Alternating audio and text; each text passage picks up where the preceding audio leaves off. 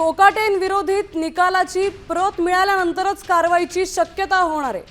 विधिमंडळ सूत्रांची माहिती आहे, माणिकराव कोकाटेन विरोधात अटकेचे आदेश दिले गेलेत।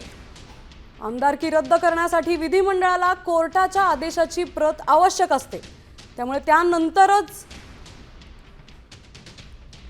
कारवाई होण्याची शक्यता आहे।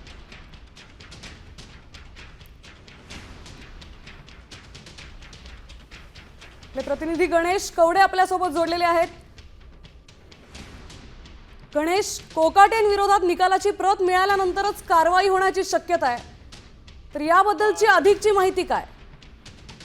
नक्कीच ज्या पद्धतीने खरं तर माणिकराव कोकाटे यांना शिक्षा सुनावण्यात आलेली आहे जिल्हा कोर्टाकडून, मात्र या जिल्हा कोर्टालयातून ज्या वेळेस विधिमंडळाला याची प्रत आहे ती प्राप्त होईल आणि त्यानंतरूनच आहे ती त्याच्यावर कारवाई होणार असल्याचे सांगितलं जात आहे। कारण की कुठल्याही पद्धतीची जर कारवाई करायची असेल तर त्या कोर्टाचा निकाल अगोदर विधिमंडळाला मिळणं गरजेचं आहे आणि ज्यावेळेस विधिमंडळाला या सगळ्या संदर्भातली प्रत मिळेल त्यानंतरच जी आहे ती माणिकराव कोकाटेंच्या आमदारकीवर निर्णय घेणार असल्याचं सांगितलं जातंय सूत्रांकडून।